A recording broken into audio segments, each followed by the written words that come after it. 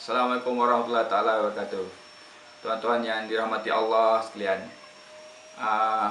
Dalam ruang lingkup yang sedikit ni, dalam jangka masa kehidupan kita yang pendek ini kan, alhamdulillah kita dapat berjumpa kan.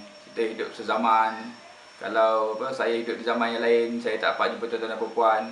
Kalau tuan-tuan dan puan berada dalam zaman yang lain, saya pula saya tak jumpa dengan tuan-tuan dan puan.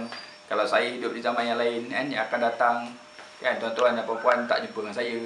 Jadi alhamdulillah kita berada di zaman yang sama. Jadi insya-Allah dalam zaman ini akan saya gunakanlah masa yang Allah Ta'ala beri pada saya untuk menyampaikan sepatah dua kata apa yang ilmu-ilmu yang ada ni lah, insya-Allah. Jadi kita sambung lagi video kita. Kali ini masih lagi dalam bab berhubungan manusia dengan manusia yang lain lah. Jadi hari itu saya dah berceritakan tentang perhubungan antara orang dunia dan orang akhirat kan. Jadi apakah ciri-ciri orang akhirat tu, bagaimana orang-orang akhirat bertindak kan. So basically orang akhirat ni tuan-tuan dan puan, dia adalah orang yang macam mana, dia adalah orang yang sentiasa mengikut hukum makam Allah Ta'ala lah. Dia ikut hukum makam Allah Ta'ala. Kalau Allah Ta'ala kata haram, haram lah. Kalau Allah Ta'ala kata harus, harus lah. Kalau Allah Ta'ala kata makruh, makruh lah. Jadi dia ikut hukum makam itu, dia patuh secara keseluruhannya. Dan keduanya dia juga mengikut sunnah Rasulullah lah. Kan Rasulullah SAW adalah Quran bergerak. Jadi dia Rasulullah ni menerangkan tentang apa yang termaktub dalam Al-Quran tu dengan cara perbuatan lah. Jadi orang akhirat ni dia akan ikut lah kan. Sebenarnya susah lah kan, akhir zaman ni memang sukar sebenarnya untuk ikut sunnah Rasulullah ni, untuk ikut Al-Quran ni. Tetapi siapa yang boleh ikut tu, insyaAllah mereka akan selamat lah. Saya yakin mereka akan selamat di dunia dan di akhirat. Jadi orang akhirat ni tuan-tuan dan puan, dia bermula begini. Hati yang bersih dimulakan dengan zikir, dengan zikrullah. Dengan zikir, sama ada zikir tu dia dia berzikir hari-hari, hati dia berzikir hari-hari ketika berdiri, duduk dan bangun kan. Hati yang bersih, hati yang berzikir tu akan membersihkan hati kan. Jadi zikir tu sama ada dia mengaji ataupun dia dia sebut la ilaha illallah, sama ada dia sebut masya-Allah, innalillah dan sebagainya, ataupun dia berzikir secara berterusan, ataupun dia mengaji, ataupun dia dia beribadat sebelah malam, dia solat dan sebagainya, dia menjaga solat dia kan. Jadi ia membersihkan hati kan. Andai kata ianya amalan-amalan itu dilakukan ikhlas kerana Allah Taala.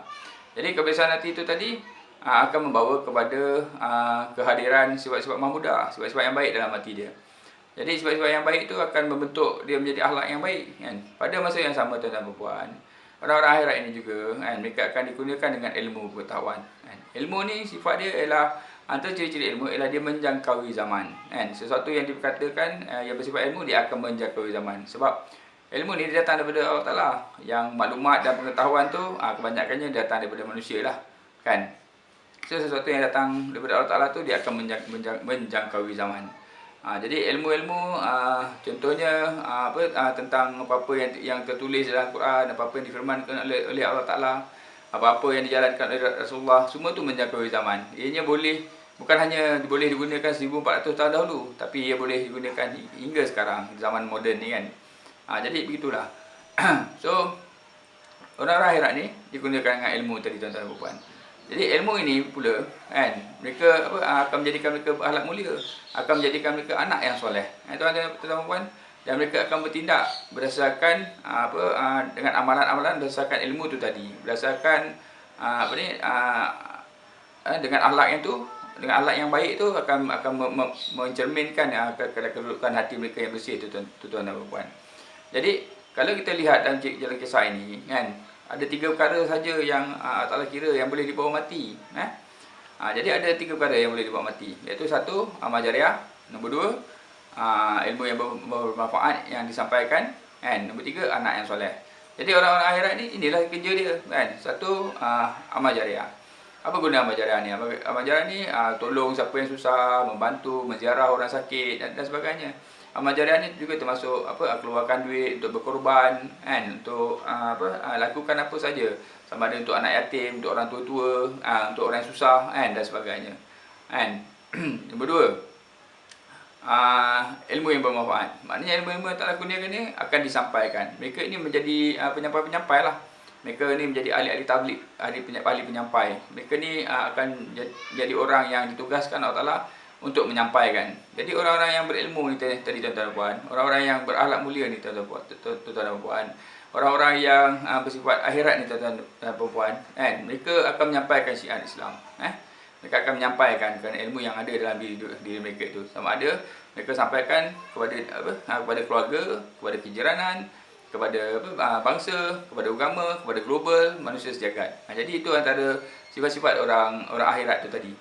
Nombor tiganya, mereka juga merupakan anak yang soleh, yang sentiasa mendoakan kedua orang tua mereka. So ada 3 perkara tadi, yang boleh dibawa mati. Satu, amal jariah, tak kisahlah amal jariah ni boleh juga dipecahkan lagi. Mungkin pasang air pipe dekat masjid, belikan kipas kat masjid, buat masjid, tanam pokok, itu termasuk dalam amal jariah tu tadi.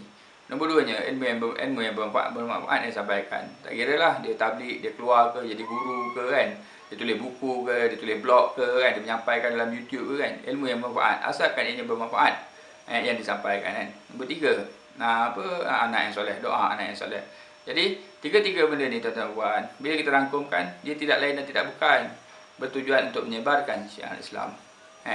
Jadi mereka ni tugas manusia adalah untuk itu, untuk menyebarkan syiar Islam supaya Islam tu berkembang dan terus berkembang.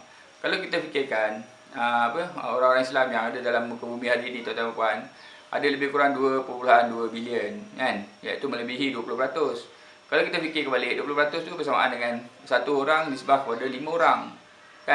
Satu orang bagi setiap 5 orang. Jadi sebenarnya kalau satu orang Islam dan 4 yang lain bukan Islam, 1/5. Jadi kalau tiap-tiap orang menjalankan tugas dia menyampaikan syiar Islam kepada setiap seorang menyampaikan syiar Islam kepada 4 yang lain, saya yakin tak lama lagi seluruh muka bumi ni orang akan jadi Islam.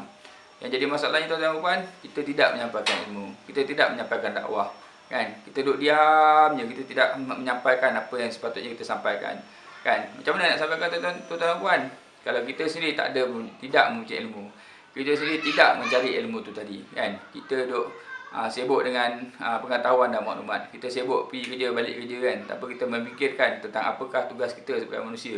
Tanpa kita memikirkan yang kita perlu menyampaikan, paling kurang pun pada diri kita, tanggungjawab atas diri kita, tanggungjawab pada anak-anak kita, kepada keluarga kita.